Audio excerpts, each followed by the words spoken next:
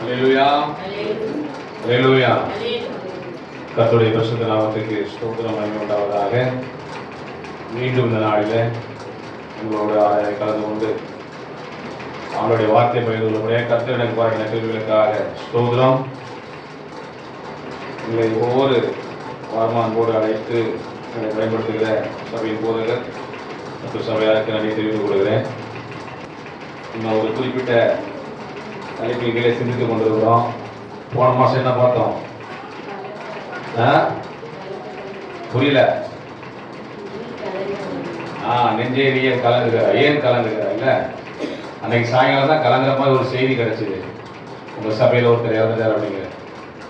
நான் அப்போ யோசனை பண்ணேன், ஒருவேளை அந்த ஆத்தமத சர்ச்சுக்குள்ளே வந்திருந்த அப்படின்னா அந்த வார்த்தை அவருடைய போயிருக்கும், ஆண்டு ஒரு மரணத்தை தடுத்திருப்பார் என்று சொல்லி. நீங்கள் அநேகருக்கு இந்த வார்த்தை கிடைக்காதபடினால தான் இல்லை, ஆண்டோடைய வார்த்தைகள் ஆறுதல் தருகின்ற வார்த்தைகள் இல்லை, உயிர்ப்பிக்கிற வார்த்தைகள் கிடைக்காதனால தான் அநேக தவறான பாதைக்கு எதிராக கடந்து சொல்கிறார். உண்மையிலே நான் இன்னைக்கு ரொம்ப வேதனைப்பட்டேன். இன்னைக்கு தான் இந்த வார்த்தையை குறித்து பேசிட்டு வாங்க, நெஞ்சே நீ ஏன் கலந்துக்கிற, தேவ நோக்கி அமர்ந்துன்னு சொல்லிட்டு. ஆனால் அந்த குடும்பத்திலிருந்து ஒரு மரண செய்தியை கேட்கணும் அப்படின்னு சொல்லணும். பல வேளைகளில் கேட்டாலும் கேட்காத மாதிரி இருந்த சொல்லலாம் தள்ளப்படுகிறோம். கர்த்தர்தாமே இந்த குடும்பத்தை ஆறுதல் கொடுத்துவாராக. ஒவ்வொரு குடும்பத்திலும் தேவன் கிரியை செய்ய வேண்டும், தேவன் பேச வேண்டும். தேவன் பேச வேண்டாம் உடனே முடியாது, நம்மளோடு பேச முடியாது. சரி, ஒரு பாடு 2 கவியை பாடி அவர்கள் ஆயுதப்படுத்தி நம்ம நான் செய்தியாக கடந்து சொல்லுவோம். சகலமும் படைத்தவரே, சர்வ வல்லவரே, சகலமும் படைத்தவரே, சர்வ வல்லவரே,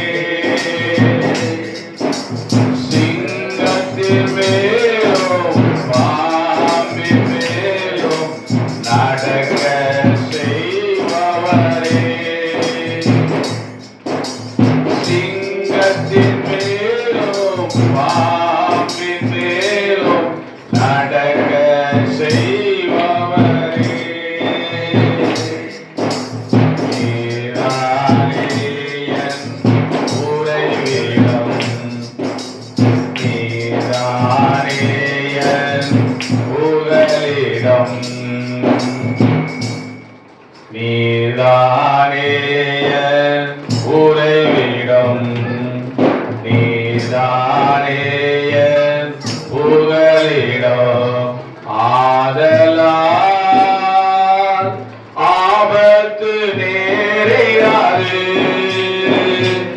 எந்த தீங்கும் மேற்கொள்ளாது. ஆதலால் ஆபத்து நேரிடாது, எந்த தீங்கும் மேற்கொள்ளாது. கால்களில் மோதாமலே காக்கும் தேவன் நமக்கு உண்டு. கால்களில் மோதாமலே காக்கும் தூதன் நமக்கு உண்டு. நீதானே என் உறைவிடம், நீதானே என் புகலிடம், நீதானே என் உறைவிடம், நீதானே என் புகலிடம். ஆமாண்டவரே, சிங்கத்தின் மேலும் பாம்பின் மேலும் நடக்க செய்கிறவர் நீ. எங்கள் பாதம் கல்லில் மோதாதபடிக்கு எங்களை காக்கும்படி தூதர்களை எங்கள் முன்பதாக அனுப்புகிற தேவன் நீ. நாங்கள் போற்றுகிறோம், புகழுகிறோம், வணங்குகிறோம், வாழ்த்துகிறோம், மகிமைப்படுத்துகிறோம். ஆண்டவரே, இந்த மாதத்தின் 27வது நாளுக்காக நன்றி சொல்கிறோம். 26 நாட்கள் எங்களை கன்னிமணி போல பாதுகாத்து வந்தி உங்களுக்கு ஸ்தோத்திரம். ஆண்டவரே, கடந்த மாதங்களிலே நாங்கள் ஆண்டவரை கண்ட காட்சிகள், பட்ட பிரயாசங்கள், ஆண்டவரே வேதனைகள், வேதனையான சூழ்நிலைகள், இதில் எல்லாவற்றிலும் இருந்து நீர் எங்களை தூக்கி எடுத்து இந்த இடத்திலே ஸ்திரமாய் நிற்கப்படும்படியாக பாராட்டின கிருபைகளுக்காக உங்களுக்கு ஸ்தோத்திரம். கர்த்தாவே இந்த நாளிலும் வந்திருக்கின்ற ஒவ்வொருவரையும் கர்த்தர் ஆசீர்வதிங்க, பலப்படுத்துங்க. உடைய வார்த்தைகள் இவர்களுக்குள்ளே கிரியை செய்யட்டும். சொல்லப்படுகிற வார்த்தை உடைய வார்த்தையா இருப்பது நன்றி சொல்லுகிறோம். ஒரு வார்த்தையும் வீணாய் போய்விடக்கூடாதப்பா. சஞ்சலப்படுகிற ஆத்துமாக்களை தேர்ச்சுகிற வார்த்தையாய் வெளிப்படட்டும் ஆண்டவரே. கர்த்தர் நீர் பேசுங்க, நீங்க பேசுங்க, நாங்கள் கேட்கிறோம். எங்கள் இருதயத்தை நாங்கள் ஆயத்தமாக்க கர்த்தனை கிருபைதாங்க சுவாமி. ஆண்டவரே, இந்த ஆராதனை முடிந்து வெளியே செல்லும் போது நாங்கள் மன நிறைவோடு கடந்து செல்ல வேண்டும், சமாதானத்தோடு கடந்து செல்ல வேண்டும். கர்த்தாவே, இன்னைக்கு கொடுக்கிற ஆண்டவரே வல்லமையினால வருகின்ற நாட்கள் முழுவதும் இந்த உலகத்துக்குள்ளே ஓடுபடியான கிருபைகள் எங்களுக்கு தருவீராக, ஆசீர்வதிப்பீராக. இயேசு மூலம் ஜெபிக்கிறேன் ஜெபங்களும் எங்கள் ஜீவன நல்ல பிதாவே. ஆமென், ஆமென். அல்லேலூயா. கர்த்தருடைய பரிசுத்த நாமத்துக்கு ஸ்தோத்திரம், மகிமை உண்டாவதாக. நம்ம நீ அப்படிங்கிற தலைப்பில் ஒவ்வொரு வாரமும் சிந்தித்து கொண்டிருக்கிறோம், ஒவ்வொரு மாதமும் சிந்தித்து கொண்டிருக்கிறோம். இந்த நாளிலும் ஆண்டவர் ஒரு வார்த்தையை கொடுத்தார். அதற்கு முன்பதாக வாசிக்க கேட்ட லூக்கா சுவிசேஷம், லூக்கா தான் வாசிங்க. என்ன சுவிசேஷம் வாசிங்க? சுவிசேஷம் பாடம் லூக்கா. லூக்கா 10ஆம் அதிகாரம். அதில் ஆண்டவர் சொல்லுகிற ஒரு வார்த்தை, ஊழியக்காரனா எப்படி இருக்கணும் அப்படின்னு சொல்லி மிக தெளிவாக திட்டமும் தெளிவுமாக ஆண்டவர் போதிக்கிறார். இன்றைக்கு இதெல்லாம் ஊழியக்காரர்களுக்கு தியானிப்பதும் இல்லை, அதை கை கொள்வதும் இல்லை, இல்லையா? ஆமாவா இல்லையா? இன்னும் ஒன்றும் பேச மாட்டேங்கிறீங்க.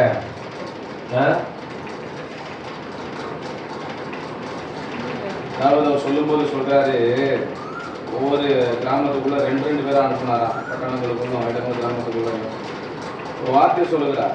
2வது வசனத்துல, அறுப்பு மிகுதி வேலையாட்களோ கொஞ்சம், ஆகையால் அறுப்புக்கு எஜமான் தமது அறுப்புக்கு வேலைக்கு அனுப்பும்படி அவரை வேண்டிக் கொள்ளுங்க. இல்ல உலக பிரகாரமான வேலைகளை செய்வதற்கு இன்னைக்கு போட்டி போட்டு கொண்டிருக்கிறான், இல்லையா? வேலையாட்கள் மிகுதி. அரசு பணியில ஒரு 2000 பேர் தேவைப்படாது என்று சொன்னா 2 லட்சம் பேர் போட்டி போடுறாங்க. ஆசிரியர் தேர்வு வாரியம் அனௌன்ஸ் பண்ணியிருக்கிறாங்கல்ல. ஆமா, அடுத்து ஒவ்வொரு சப்ஜெக்ட்ல எத்தனை வேகன்சி இருக்குன்னு பாத்தீங்க அப்படின்னா அங்க லட்சக்கணக்கான பேர் போட்டி போடுறாங்க. ஏன்னு சொன்னா அங்க என்ன செய்யலாம்? கை நிறைய சம்பளம் வாங்கலாம். அதனால ஆண்டோடைய வேலைக்கு போனா கை நிறைய வந்தாலும் வரும், கையில இருந்து போனாலும் போவோம், இல்ல பாக்கெட்டே கிழிச்சு போனாலும் போகும். அது வேற விஷயம். ஆமா தானே? நேற்று கூட நாங்க ஒரு ஊழியத்துக்கு ஹெல்ப் பண்ணோம். என்ன வரவை விட எங்களுக்கு அதிகமான செலவு, 55,000 ரூபாய் கையில இருந்து போட்டு கொடுத்துருக்குறோம். ஒரு இது கள்ளக்குறிச்சியில் ஒரு இடம் சபைக்கு இடம் வந்ததுக்காக 2 லட்சம் ரூபாய் தேவை.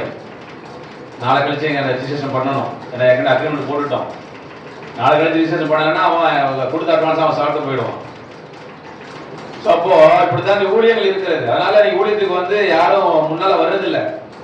அப்படியே வந்தாலும் கூட அங்க போனா என்ன கிடைக்கும், இங்க போனா என்ன கிடைக்கும் அப்படின்னு எதிர்பார்த்து வரக்கூடிய ஊழியக்காரர்கள் தான் இன்னைக்கு அநேகம் பேர் இருக்கிறாங்க. எப்படி மக்களை நம்முடைய வாய் ஜாலத்தினாலே அவங்களை மயக்கலாம், நம்முடைய பேச்சினாலே மயக்கலாம், மயக்கி அவர்கள் என்ன செய்யலாம், நம்ம வழிக்கு கொண்டு வரலாம், நம்முடைய பையை நிறைக்கலாம், இல்ல நம்ம ஆடிக்கார வாங்க முடியுமா, அமாவாசைக்கார வாங்க முடியுமா அப்படின்னு சொல்லி திட்டம் தீட்டுகிற இன்னைக்கு அநேக ஊழியர்கள் கிளம்பி வந்துட்டு இருக்கிறான். இல்ல ஒரு ஊழியக்காரன் பாத்தீங்கன்னா ஒரு ஆப்டரை போட்டு பிரசங்கம் பண்றான், ஒரு கிழிஞ்ச ஆப்டரை போட்டுக்கிட்டு எங்கேயோ போய்கிட்டு இருக்கு. தெளிவா சொல்றாரு ஆண்டவரே இயேசு, தெளிவா சொல்றாரு 7ஆம் வசனத்துல, இல்ல வீட்டுக்கு வீடு போகாதுங்க. வீட்டுக்கு வீடு போகாது அடையாளம் வச்சிருக்காங்க அந்த வார்த்தையை. இன்னைக்கு வீட்டுக்கு வீடு போகிற ஊழியர்கள் அநேகம் பேர் இருக்காங்க. வீட்டுக்கு வீடு போகணும். எப்படி போகணும் தெரியுமா? எந்த வீட்டுல பிரச்சனை இருக்கு, எந்த வீட்டுல நிம்மதி இல்லாம இருக்கிறாங்க, எந்த வீட்டுல சஞ்சலத்தோடு இருக்கிறாங்க, அப்படிப்பட்ட வீடுகளை பார்த்து நம்ம போய் என்ன செய்யலாம்? ஜெபிக்கலாம், அவளுக்கு ஆலோசனை கொடுக்கலாம், அவர்களுக்கு மனநல ஆலோசனை கொடுக்கலாம். அதுதான் ஒரு ஊழியர்களுடைய வேலை. ஆனா இங்க வீட்டுக்கு வீடு எப்படி போறாங்க? நல்லா சூப்பரா கவனிக்குது குழந்தை. எப்படி போறாங்க? அங்க போனா என்ன கிடைக்கும், எவ்வளவு கிடைக்கும் அப்படின்ட்டு போகிற ஜனங்கள் தான் இன்னைக்கு அதிகமா இருக்கிறாங்க. தெளிவா சொல்லிட்டார் ஆண்டவர், வீட்டுக்கு வீடு போகாதுங்கள். அந்த வீட்டில் தானே நீங்கள் தங்கியிருந்தவர்கள் கொடுக்கிறவர்களை புசித்து குடியுங்கள். வேலையால் தன் கூலிக்கு பாத்திரனா இருக்கிறான். யார் பார்த்துக்கிட்டு இருக்கா? இயேசுவாமி பார்த்துக்கிட்டு இருக்கிறாரு. நான் வேலை செய்யறேன்னா செய்யலையா பார்த்துக்கிட்டு இருக்கிறாரு. நான் அவருடைய பணியை செய்யும் போது எனக்கான கூலி எங்கிருந்து வரும்? அங்கிருந்து புறப்பட்டு வரும். மனுஷன் இருந்து வராது. அங்க சொல்லுவாரு ஆண்டவர் கொடுப்பான்னு சொல்லுவார். நேற்று நைட்டு நாங்கள் ஜபத்தெல்லாம் முடிச்சுட்டு 11 மணி 11:05 வாட்ஸ்அப் நேற்று ஃபோர்த்து சாட்டர்டே தான் டைட்டாக இருக்கும் ஊழியங்க.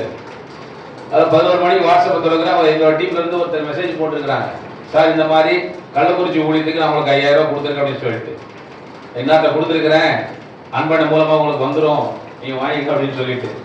ஸோ அப்போ அவங்கள்ட்ட கேட்கறது இல்லை, கேட்கல, அவங்கள்ட்ட போய் நீங்க கொடுக்குறது கேட்கல, தேவைகளை சொல்லுகிறோம், ஆண்டவருக்கு தெரியப்படுத்துகிறோம். அப்போ ஆண்டவர் அங்க பேசுறாரு. அப்போ கூலிக்கு வேலைக்கு கூலி யார் தரா?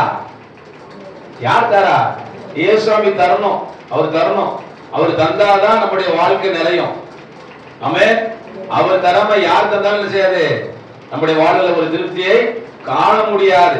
அதனால நம்முடைய இன்றைக்கு ஊழியர்களுக்கு பற்றாக்குறை, உண்மையான ஊழியர்களுக்கு மிகவும் பற்றாக்குறையான ஒரு காலகட்டத்தில் வாழ்ந்து கொண்டிருக்கிறோம். எனவே அறுப்பு மிகுதி, உண்மையிலே அறுப்பு மிகுதி. ஆண்டவர் யாருன்னு தெரியாம இருக்கிறாங்க, ஜனங்கள் அதிகமா இருக்கிறாங்க. ஆண்டவராக இயேசு அற்புதங்களை செய்றாரா அப்படின்னு கேள்விப்பட்ட மக்கள் இருக்கிறாங்க. அப்ப அவர்களுக்குள்ளே கடந்து சென்று ஆண்டவருடைய அன்பை குறித்து போதிப்பதற்கு, சொல்லுவதற்கு, எடுத்து சொல்வதற்கு இன்னைக்கு என்ன இல்லை, ஆள் இல்லை. காரணம் என்னன்னா, எனக்கு நல்ல வருமானம் நினைச்சு கொண்டு இருக்கிறோம். எந்த ஒரு ப்ராடக்டா இருந்தாலும் என்ன தேவை இருக்கிறது, விளம்பரம் தேவையா இருக்கிறது இல்லையா? ஒரு பக்கம் தங்கத்தை வாங்க விளம்பரம் பண்றான், ஒரு பக்கம் தங்கத்தை விற்கிறதுக்கு ஏண்டா வாங்க, ஒரு பக்கம் தங்கத்தை அடவைக்கு ஏண்டா வாங்குறான், விளம்பரம் பண்றானா இல்லையா? எல்லாவற்றுக்கும் விளம்பரம் இருக்குது. இந்த ஸ்டவ் விளம்பரம் இருக்குது. இத்தனையோ பொருட்கள் பிராண்ட் சொல்லிட்டு போகலாம். விளம்பரம் பொருள் இந்த உலகத்துல எதுவுமே கிடையாது. விளம்பரத்தினால அந்த பொருட்கள் பாப்புலர் ஆகுறது. யாரை வச்சு விளம்பரம் பண்றாங்க? ஒரு பாப்புலரான சினி ஆக்டரையோ இல்லைன்னா ஒரு ஸ்போர்ட்ஸ் மேனையோ வைத்து அந்த பிராண்டை முன்ன கொண்டு வராங்க. அதை பார்த்த உடனே ஈவன் மனுஷனுடைய உயிர் இருக்கக்கூடிய அந்த ஆன்லைன் கேம்ஸ், அதற்கு சினிமா நடிகளை வைத்து என்ன பண்றாங்க, விளம்பரப்படுத்துறாங்க. அதை நம்பி போய் எத்தனை பேர் உள்ள போய் மாட்டி சென்று போற, அது வேற விஷயம். அதற்கெல்லாம் விளம்பரம் தேடும் போது உண்மையாய் தன்னிடத்தில் வருகிறவனை புறம்பே தள்ளாத ஆண்டவர், பாவியை நேசிக்கிற ஆண்டவர், பாவத்தை வெறுக்கிற ஆண்டவர், உனக்கென்று ஒரு ஆண்டவர் இருக்கிறார். அவர் உனக்காக சிலுவையில் ஜீவனை கொடுத்தார், தனது கடைசி சொல் ரத்தத்தை சிந்தினார், அவர் உனக்காக உன்னை மீட்கும்படியாக உயிர்த்தெழுந்தார் என்று சொல்வதற்கு இன்னைக்கு என்ன ஆட்கள் இல்லை, பற்றாக்குறை, அறுப்பு மிகுதி, வேலையாட்களோ கொஞ்சம். எனவே நம்ம அறுவடைக்கு தயாராக இருக்கின்ற அறுவடை செய்வதற்கு, ஆட்களை அனுப்புவதற்கு நாம் என்ன செய்ய வேண்டும்? ஆண்டவரிடத்திலே வேண்டிக் கொள்ள வேண்டும். அல்லேலூயா. அதுதான் நம்ம மேல விழுந்த மிகப்பெரிய கடமையா இருக்கிறது. அதனால நாங்க யோசித்து இந்த ஆண்டிலே எங்களுடைய எழும்பி பிரகாசி ஜெப ஊழியமும் என்எம்எஸ் இந்தியாவும் இணைந்து அக்டோபர் 2, 3 2 நாட்கள் கொல்லிமலையில ஒரு யூத் கேம்ப் நடத்துறோம். ஒன்லி பாய்ஸ்க்கு மாத்திரம் நடத்துறோம். மிஷனரி தரிசனங்களை கொண்டு வர வேண்டும், ஊழிய பாரத்தை கொண்டு வர வேண்டும் அப்படின்னு சொல்லி. அதனால இதுக்காக ஜெபித்துக் கொள்ளுங்கள். இதற்கும் தேவைகள் அதிகம் உண்டு. டிரான்ஸ்போர்டேஷன் காஸ்ட் இருக்குது, பிள்ளைகளை தங்க வைப்பதற்கான செலவு இருக்குது, சாப்பிடுவதற்கான செலவு இருக்குது, எவ்வளவோ பொருளாதார தேவைகள் இருக்குது. எதையும் நாங்கள் பார்க்கல, கணக்கு பார்க்கல, டேட்டை பிக்ஸ் பண்ணி ஜெபித்துக் கொண்டிருக்கிறோம். இதற்காக ஜெபியுங்க. ஏனென்று சொன்னால் அறுப்பு மிகுதி, வேலையாட்களோ கொஞ்சம். எனவே இளைஞர்களை நாம் தட்டி எழுப்ப வேண்டும். ஆத்துமாக்களை அறுவடை செய்வதற்கு நாம் என்ன செய்ய வேண்டும்? ஆயத்தமாக வேண்டும். ஏனென்று சொன்னால் இந்த தலைப்பு, இந்த பகுதியும் நான் எடுத்த தலைப்புக்கும் சரியாக பொருந்தினபடினாலே இந்த வார்த்தையை உங்கள் மத்தியிலே ஒரு அறிமுக உரையாக நான் சொல்லுகிறேன். எனவே ஆண்டவருடைய ஊழியத்திற்காக இளைஞர்கள் புறப்பட்டு வர வேண்டும். இல்லை 60 வயசு வரைக்கும் வேலை செஞ்சுட்டு அதுக்கப்புறம் என்ன செய்யக்கூடாது, புறப்பட்டு வந்து பிரயோஜனம் கிடையாது. வேலை செய்யும் போதே ஒரு பகுதி நேர ஊழியமாகவாது என்ன செய்யணும், வரணும். நான்லாம் படிக்கிற காலத்திலே வந்துட்டோம் ஊழியத்துக்கு. படிக்கிற காலங்களிலே ஆண்டவர் எங்களை பயன்படுத்த ஆரம்பித்தார். இன்றைக்கு ஊழியர்களை செய்து கொண்டிருக்கிறோம், இன்றைக்கு வேலை செய்து கொண்டிருக்கிறோம், ஓடிக்கொண்டிருக்கிறோம், கர்த்தர் பலப்படுத்தி கொண்டிருக்கிறோம். எனக்கு அருமையான தேவ ஜனமே, அருமையான சபையாரே, ஆண்டவருடைய ராஜ்யத்தை கட்டி எழுப்புவதற்கு நம்முடைய பங்கு என்ன? இதனாலே சிந்திக்கும்படியாக தெரிந்து கொண்ட வேத பகுதி பிரசங்கியின் புஸ்தகம் 9ஆம் அதிகாரம் 7ஆம் வசனம் சொல்லுகிறது, நீ போய். இன்னைக்கு வார்த்தையுடைய தலைப்பு அதுதான், நீ போய். நம்ம என்ன செய்யணும்? போகணும். அதனால சொல்ல புறப்பட்டு போங்க, புறப்பட்டு போ, பட்டணத்தோறும் போ, கிராமத்தோறும் போ, எங்கெங்க தேவை இருக்கானோ பாத்திரவனா இருக்கானோ அங்க உள்ள நுழைஞ்சு சொல்லு. அவன் பாத்திரவனா இருந்தால் நீ சொன்னவைகள் அவனுக்கு என்ன செய்யும்? அது நடக்கும், நிறைவேறும். அவன் அபாத்திரனா இருந்தால் என்ன செய்யாது? நிறைவேறாது, உனக்கே திரும்பி வரும். அல்லேலூயா. அவனுக்கு போகின்ற ஆசீர்வாதங்கள் யாருக்கு வரும்? லாரன்ஸுக்கு வரும். அப்ப லாரன்ஸ் ஆசீர்வதிக்கப்படுவான். ஆமா தானே? நான் சொல்றேன், நீ போ. சாலமோன் சொல்ற, நீ போய் உன் ஆகாரத்தை சந்தோஷத்தோடு புசித்து, சந்தோஷத்தோட புசிப்பா, சந்தோஷமா சாப்பிடுப்பா. நீங்க எத்தனை பேர் சங்கடப்பட்டு சாப்பிடுறோம்? சாப்பிடும் போது இல்ல, இந்த சாப்பாடு நான் பாத்திரவான யோசிக்கிறோம். பிரச்சனைகள் நம்மளை சூழ்ந்து இருக்கிறது. பிரச்சனைகள் சூழ்ந்து இருக்கும் போது நம்மளால சந்தோஷமா சாப்பிட முடியுமா? இல்ல முடியுமா? வீட்டுல பிரச்சனை, குடும்பத்துல பிரச்சனை, என்னால சந்தோஷமா இங்க வந்து பிரசங்கம் பண்ண முடியுமா? என்னால சந்தோஷமா வந்து ஆறுதல கலந்து கொள்ள முடியுமா? நான் இருப்பேன் இங்க பிசிக்கலி பிரசன்ட், மென்டலி எங்க இருக்கும்? சுத்தி வரும். யார சுத்தி வரும்?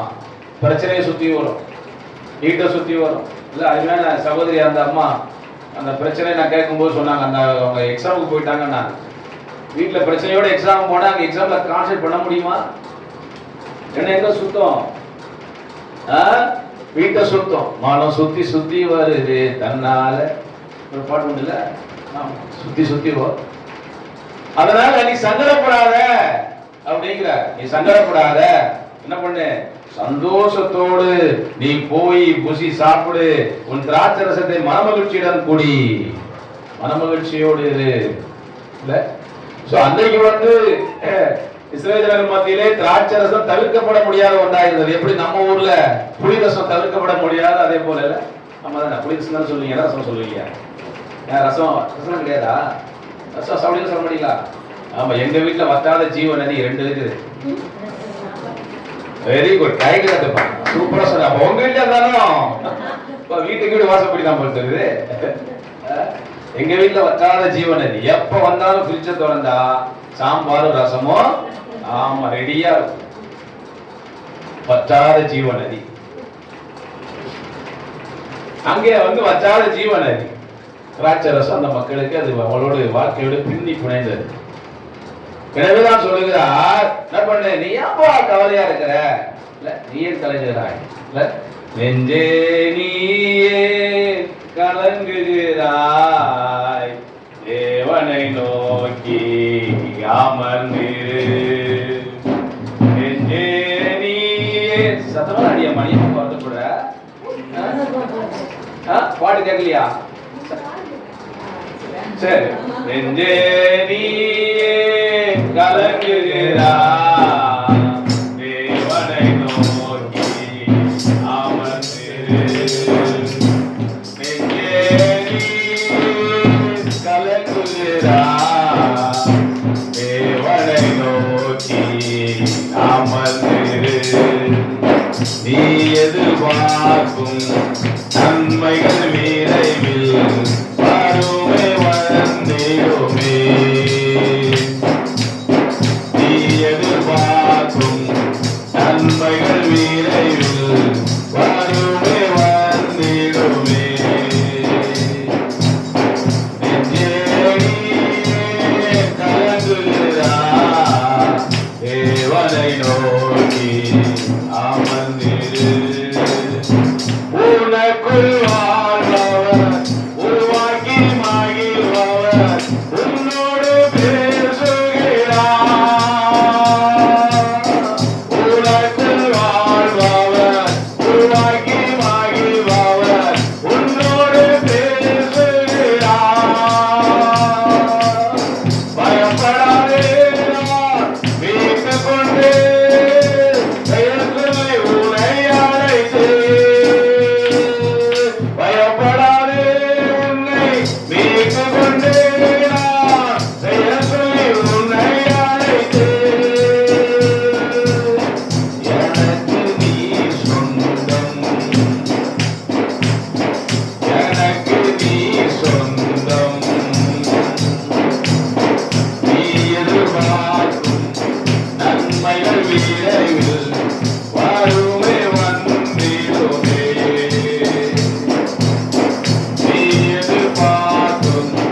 நன்மைகள் வீர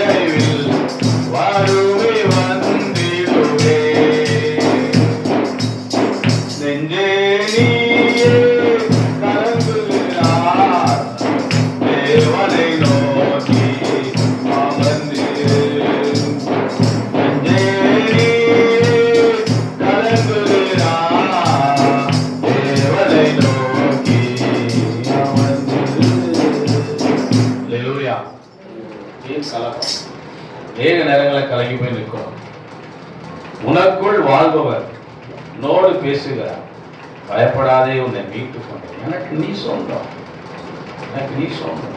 உன்னை யார் என்ன செய்ய முடியாது, என் கையில இருந்து பறிக்க முடியாது. எந்த வியாதியும் உன்னை பறிக்க முடியாது, இந்த வியாபகமோ உன்னை நெருக்க முடியாது, எந்த கடனோ உன்னை என்ன செய்ய ஒன்றும் செய்ய முடியாது. உலகத்தில் இருக்கிற காட்டிலும் பிரச்சனைகளை காட்டிலும் நம்மோடு இருக்கிற ஆண்டவர் பெரியவர். நீ எதிர்பார்க்கும் நன்மைகள் விரைவில் வரும், விரைவில் வரும். அல்லேலூயா. எனக்கு அருமையான தேவனுடைய ஜனமே, நான்லாம் பெரிய பிஸ்தா கிடையாதுங்க, பெரிய பணக்கார வீட்டு பிள்ளை கிடையாது. இன்னைக்கு ஆண்டவர்களை வைத்திருக்கிறார் இல்ல, எனக்கு ஒரு நம்பிக்கை, அவ்வளவுதான். நம்மளை அழைத்தவர் உண்மையுள்ளவர். உண்மையுள்ளவரா போய் சொல்றவரா? உண்மையுள்ளவர். அதை கூட சுவாகமா தானே சொல்றீங்க, உண்மையுள்ளவர் இல்ல, அழைத்தவர் உண்மையுள்ளவர். என் வாழ்க்கையில ஒவ்வொரு காலகட்டத்தில் அதான் நான் நினைப்பேன், நம்மளை அழைச்சவர் உண்மையுள்ளவர், நடத்துவார் நடத்துவார் நடத்துவார் நடத்துவார். நடத்தினார் இல்ல, எங்கே இருந்து கடந்த கொண்டு வந்த என்ன சென்னைக்கு கொண்டு வந்தார். சென்னை வாழ்க்கை எனக்கு பிடிக்காத ஒரு வாழ்க்கை, ஆனால் இங்க கொண்டு வந்து எப்படி ஆபிரகாமை நான் காண்பிய தேசத்துக்கு நீ போ, போனா போகணும், கொஸ்டின் கேட்க கூடாது. நான் சொல்ற வேலைக்கு போனா போய் தான் ஆகணும். கொஸ்டின் ஏன் போகணும், எதுக்கு போகணும் கேட்க கூடாது. என்ன தருவாங்க எதிர்பார்க்க கூடாது. ஆண்டவர் சொன்னா அந்த வார்த்தைகளை செய்யணும், அப்படியே கீழ்படியணும். கீழ்படிஞ்சாரா? கீழ்படியல. ஆபிரகாம் கீழ்படிஞ்சாரு. ஒண்ணுமில்லாத சூழல் வெறுமையாக வந்தார். அங்க இருந்து தாய் தகப்பனை விட்டு, இனத்தை விட்டு, ஜாதியை விட்டு, ஜனத்தை விட்டு ஆண்டவர் வெறுமையா அனுப்புனாரா? திரளான ஜாதிகளுக்கு தகப்பனாய் விசுவாசிகளின் தலைவர் என்று அழைக்கப்படுகிறார். இன்றைக்கு அவர் போற்றப்படுகிறார், பேசப்படுகிறார். காரணம் என்ன? ஆபிரகாமுடைய அசைக்க முடியாத விசுவாசம், அவருடைய இரண்டு கேள்வி கேட்காத கீழ்ப்படிதல். எத்தனை ஆண்டுகள் காத்திருந்து ஒரு பிள்ளையை கொடுத்து எனக்காக போய் நீ பலியிடு, குறிப்பிட்ட இடத்தை கூட நோட் பண்ணி கொடுக்கிறார். ஒரு பலியிடுன்னு சொல்லும் போது கூட, ஆண்டவரே இத்தனை வருஷம் காத்திருந்து நான் கேட்கிறேன் ஆண்டவரே, இல்ல இப்போ வந்து என் பிள்ளைய நீங்க பலியிடு கேட்கல, ஒரு வார்த்தை கேட்ட கேட்கல.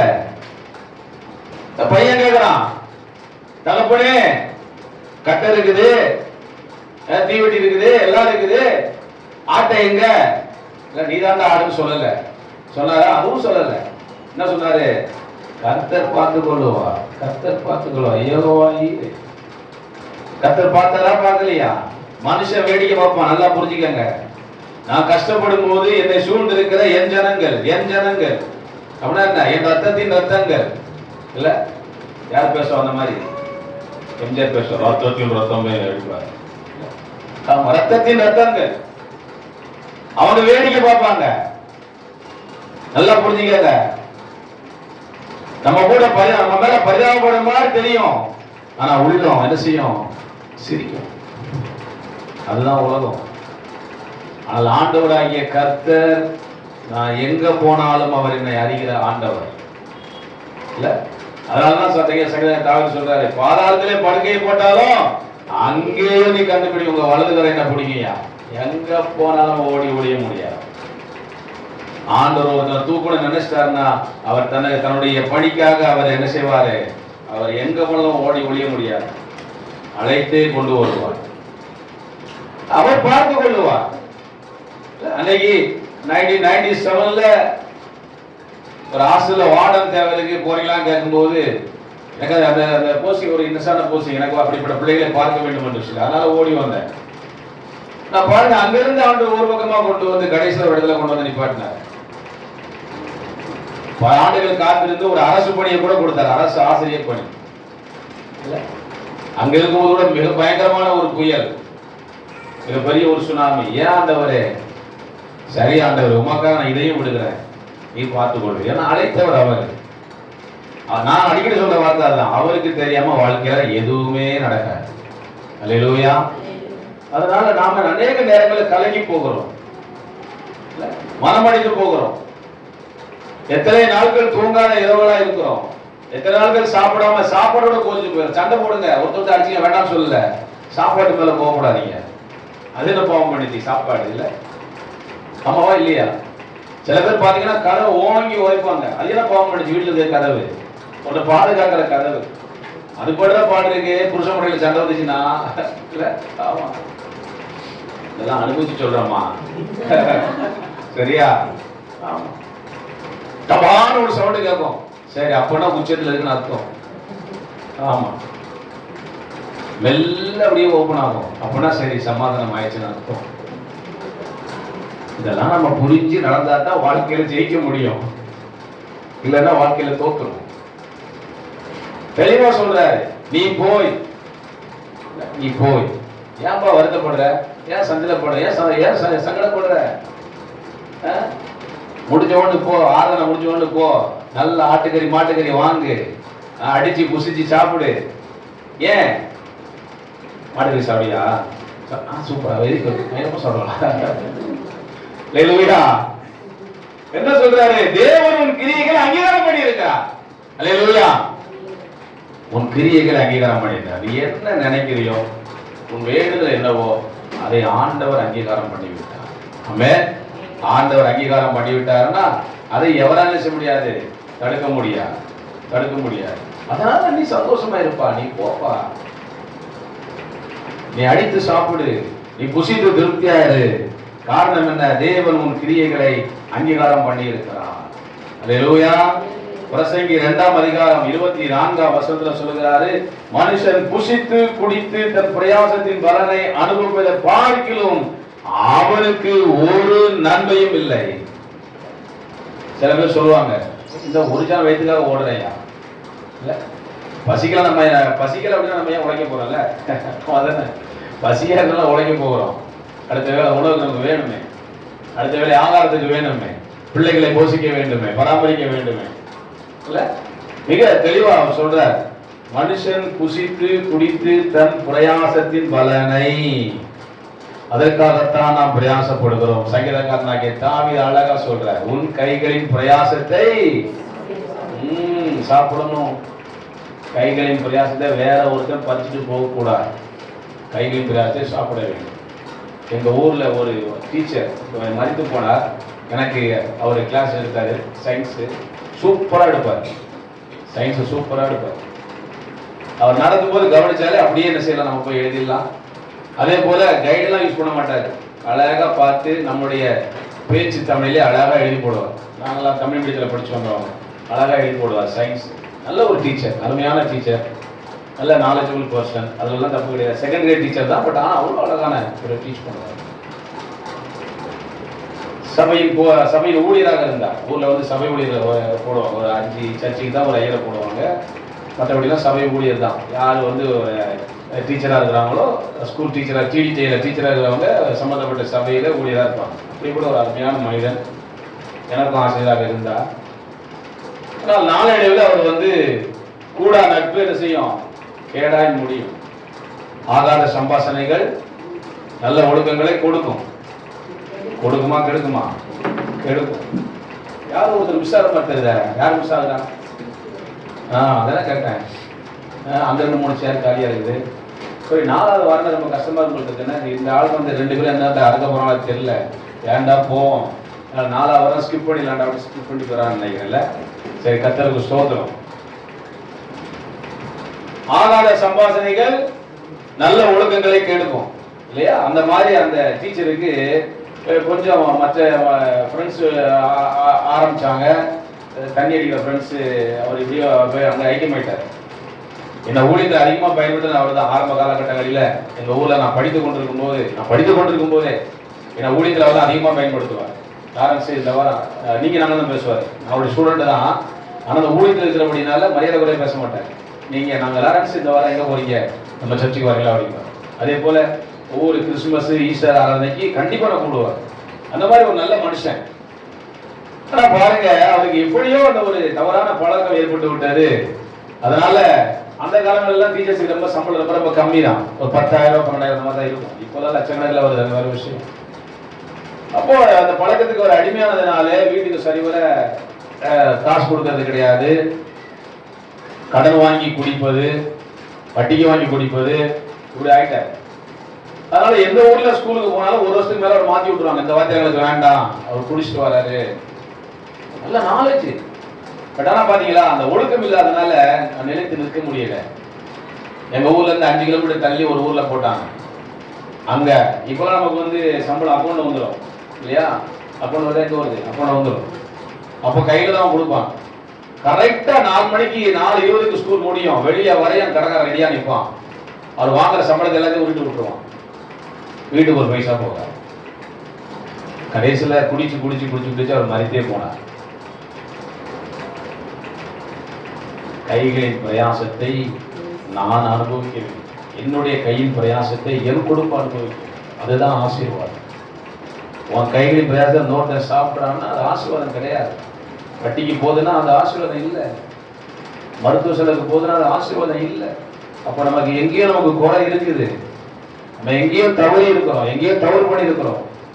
அது என்னன்னு சொல்லி என்ன செய்யணும்? ஆண்டவத்தை கேட்கணும். ஆண்டவரே என்னுடைய தவறை உணர்த்துங்க, என் தவறை உணர்த்துங்க, என் பாவத்தை உணர்த்துங்க. நான் நல்லது செய்யணும், நான் வெளியே வரணும்.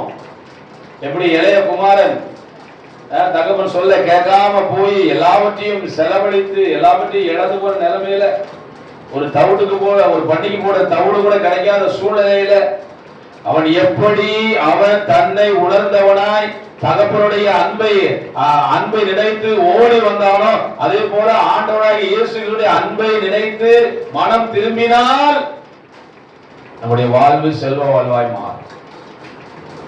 இல்லைன்னா நீதிமொழிகள் 29:1 தான் நான் அடிக்கடி சொல்ற வார்த்தை, குறிப்பாக என்னுடைய பசங்களுக்கு சொல்ற வார்த்தை. அடிக்கடி கடிந்து கொள்ளப்பட்டும் தன் பிடரியை கடினப்படுத்துகிறவன். யார்கிட்டையும் ஆண்டவராக இயேசு நேரில் வந்து பேச மாட்டார். ஒருவேளை பேசலாம், சில பேர்கிட்ட பேசலாம், இல்லைன்னு சொல்ல மாட்டேன் நான். ஆனா பல வேளைகளிலே எங்களை போன்ற ஊழியர்கள் மூலமாக, வசனத்தின் மூலமாக, வார்த்தைகள் மூலமாக, பாடல்கள் மூலமாக ஆண்டவர் பேசுவார். அது எனக்கான வார்த்தை, என்னை திருத்துவதற்கான வார்த்தை, என்னை சரிபடுத்துவதற்கான வார்த்தை என்று சொல்லினால் அதை எடுத்துக்கொள்ள வேண்டும். எடுத்துக்கொண்டு நாம் செய்கின்ற தவறுகளில் இருந்து, போகின்ற வழிகளில், தவறான பாதையில் இருந்து நம்மை திருத்திக் கொண்டால்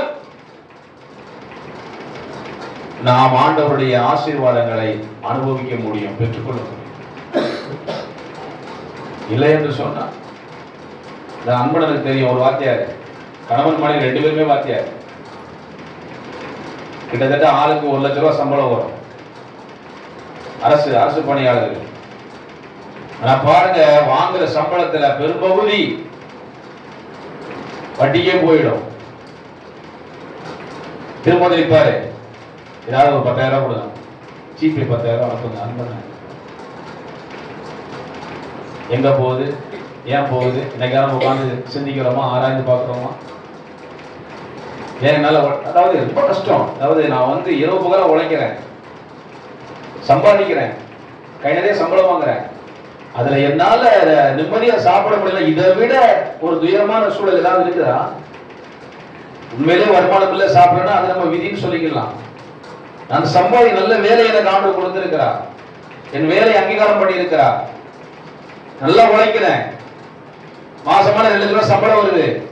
ஆனா அந்த 2 லட்சம் ரூபாய் சம்பளத்துல என்னால 20,000 ரூபாய் கூட என் குடும்பத்துக்கு செலவழிக்க முடியவில்லை, என்னால் அனுபவிக்க முடியலை என்று சொன்னால் இதை விட மிகப்பெரிய சாபம் இது. அப்ப நான் எங்கே தவறி இருக்கிறேன், எங்கே என்னுடைய வருமானத்தில் ஓட்டை விழுந்திருக்கிறது, எங்கே அந்த ஓட்டை என்பதை நான் பார்க்க வேண்டும். அதற்கான காரணம் என்பதை நான் ஆராய வேண்டும். ஆண்டுடைய சமூகத்தில் நான் அமர வேண்டும்.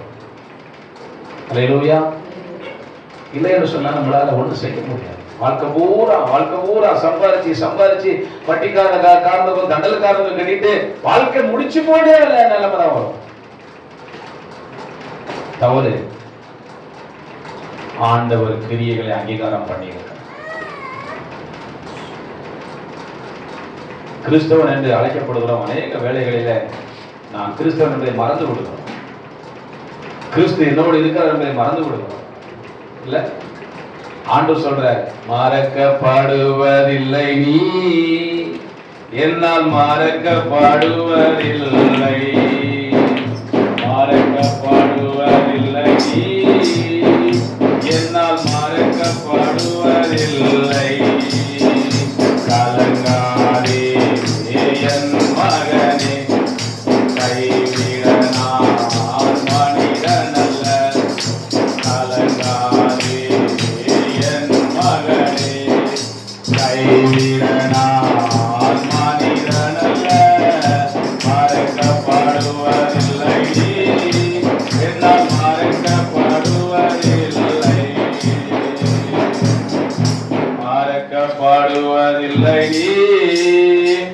என்னால் மறக்கப்படுவதில்லை. உள்ளங்கையிலே பொறித்து வைத்துள்ளேன், எதிரால பயம் வேண்டாம். உள்ளங்கையிலே பொறித்து வைத்துள்ளேன், எதிரால பயம் வேண்டாம். விலை கொடுத்து வாங்கி உள்ளேன், எனக்கு நீ சொன்னாய். உன்னை விலை கொடுத்து வாங்கி உள்ளேன், எனக்கு நீ சொன்னாய். கலங்காதே என் மகனே, கைவிட நான் மனிதனல்ல. கலங்காதே என் மகனே, கைவிட நான் மனிதனல்ல. மறக்கப்படுவதில்லை, என்னால் மறக்கப்படுவதில்லை. மறக்கப்படுவதில்லை, என்னால் மறக்கப்படுவதில்லை. அல்லேலூயா. நம்மை மறவாத ஆண்டவர் அவர் நம்மோடு இருக்கிறார். எனவே மனுஷன் புசித்து குடித்து தன் பிரயாசத்தின் பலனை அனுபவிப்பதை பார்க்கிலும், அதை காட்டிலும் உழைப்பின் பயனை பெற்றுக்கொண்டு அதை அனுபவிப்பதை காட்டிலும் அவனுக்கு ஒரு நன்மையும் இல்லை. வேற நன்மையே கிடையாது. தெளிவா சொல்லிருக்கேன். நம்முடைய வாழ்க்கையில நாம் சம்பாதிக்கிற சம்பாத்தியத்தை, என் சம்பாத்தியம் நான் என் குடும்பத்திற்காக பயன்படுத்துகிறேன், என்னுடைய நல்வாழ்வுக்காக பயன்படுத்தப்படுகிறதா, இல்லை அது வீணான வழியிலே செலவழிக்கப்படுகிறதா? சிந்தித்து பாருங்க. அநேக கிறிஸ்தவர்கள் இருக்கிறாங்க, ஒரு சிலர் இருக்கிறாங்க, சம்பாதிக்கிற சம்பாதியத்தை பூராத்தையும் கொண்டு வேற பக்கம் கொண்டு கொடுக்குறது இல்லை. எங்க ஊர்ல பழமொழி உண்டு, கிளி மாதிரி ஒய்ஃப் இருந்தாலும் குரங்கு மாதிரி ஒரு கீப்பு வேணுமா அப்படின்னு சொல்லுவாங்க. எங்க ஊர்ல சொல்லுவாங்க. அந்த மாதிரி இருக்கிறான், வரிசையா வச்சுக்கிட்டு இருக்கிறான். சம்பாதிக்கிற சம்பாதியத்தை அங்க கொண்டு கொடுப்பான். இங்க மனைவி பிள்ளைகள்லாம் பட்டினியா கிடக்கும். எவ்வளவு ஒரு பயங்கரமான ஒரு சூழலை பாருங்க. எனக்கு அருமையானவர்களே, இதுவும் தேவனுடைய கரத்திலிருந்து வருகிறது என்று நான் கண்டேன். எது எது? நாம் சம்பாதிக்கிற சம்பாத்தியத்தை நானும் என்னுடைய பிள்ளைகளும் என்னுடைய சுற்றமும் அனுபவிப்பது எங்கிருந்து வருகிறது? தேவனுடைய கரத்திலிருந்து வருகிறது. அவர் நமக்கு அனுகிரகம் பாராட்டுகிறார். ஆமென். அநேகர் நல்லா சம்பாதிப்பாங்க, பயங்கரமான வருமானங்கள் வரும், ஆனா வந்த வழி தெரியாம போயிடும். எங்க போகுதே தெரியாது, கண்டுபிடிக்க முடியாது. காரணம் என்ன? ஏன் அந்த ஓட்டை? சிந்தித்து பார்க்க வேண்டும். எங்க நான் தவறு செய்கிறேன், எங்க நான் தவறி இருக்கிறேன்? ஆண்டவரே என்ன வெளியே கொண்டு வா, என்னை வெளியே கொண்டு வா. நீ போய் உன் ஆகாரத்தை சந்தோஷத்தோடு பூசி. எனவே எதை குறித்தும் நீங்க கலங்க வேண்டாம். உலகத்தில் இருக்கிற பிரச்சனைகளை காட்டிலும், பாடுகளை காட்டிலும், நிந்தைகளை காட்டிலும், அவமானங்களை காட்டிலும் நம்மோடு இருக்கிற ஆண்டவர் பெரியவர், பெரிய காரியங்களை செய்வார். கர்த்தர் மேல் பாரத்தை வைத்து அவர் உன்னை ஆதரிப்பார். நீதிமானை ஒருபோது தள்ளாட மாட்டார். அவருடைய சமூகத்தில் நாடி வந்திருக்கிறோம், தேடி வந்திருக்கிறோம். ஏன் வந்திருக்கிறோம்? என்னுடைய பிரச்சனைகளை ஆண்டவர்கிட்ட நான் சொன்னா அந்த பிரச்சனை நீங்கும், என்னுடைய பாடுகள் விலகும் என்ற நம்பிக்கையில வந்து உட்கார்ந்துட்டு வருகிறோம். அந்த நம்பிக்கையோடு வந்த நீங்க உங்களுடைய பாரங்களை இங்க இறக்கி வச்சுட்டு போங்க. சந்தோஷத்தோடு உங்களுடைய ஆகாரத்தை புசிங்க. சமரத்தோடு வீட்டுல எல்லாரும் ஐக்கியமா இருங்க. தேவனாகிய ஆண்டவர் உங்கள் கிரியைகளை அங்கீகாரம் பண்ணியிருக்கிறார். உங்களுடைய மன விருப்பங்களை தேவன் நிறைவேற்றுவார். ஜெபிப்போமா? கிருபையுள்ள ஆண்டவரே, நேற்றும் இன்றும் என்றும் மாறாதவர், எங்கள் வாழ்வில் எல்லா சூழ்நிலைகளோடு இருக்கிறவர். நாங்கள் உண்மை போற்றுகிறோம், புகழுகிறோம், வணங்குகிறோம், வாழ்த்துகிறோம், மகிமைப்படுத்துகிறோம். கர்த்தாவே, இந்த நாளிலும் எங்களோடு பேசின வார்த்தைகளுக்காக நன்றி. முதலாவது, அறுப்பு மிகுதி, வேலையாட்கள் கொஞ்சம். அறுப்புக்கு எஜமான் வேலையாட்களை அனுப்பும்படி வேண்டிக் கொள்ளுங்கள் என்று சொன்னீங்கப்பா. அனுப்புங்க. அதற்கான வாலிப பிள்ளைகளை எழுப்பி தர வேண்டுமான ஜெபிக்கிறோம். வாலிபர்கள் எழுப்ப வேண்டும். ஊழியர்கள் வாலிப பிள்ளைகள் எழுப்ப வேண்டும். தங்களால் இயந்த ஊழியங்களை செய்வதற்கு அவர்கள் முன்வர வேண்டும். பெற்றோர்கள் பிள்ளைகளை ஊக்கப்படுத்த வேண்டும். அதற்காக நாங்கள் செபிக்கிறோம். இந்த திருச்சபையிலும் இருந்து வாலிப பிள்ளைகளை எழுப்பட்டும் சாமி. கர்த்தாவே, நீ போய் உன் ஆகாரத்தை சந்தோஷத்துடன் புசித்து ராட்சசத்தை குடின்னு சொன்னீங்கப்பா. கர்த்தர் உன் கிரியைகளை அங்கீகாரம் பண்ணியிருக்கிறதோ வந்திருக்கின்ற உடைய பிள்ளைகளுக்காக நான் செபிக்கிறேன்.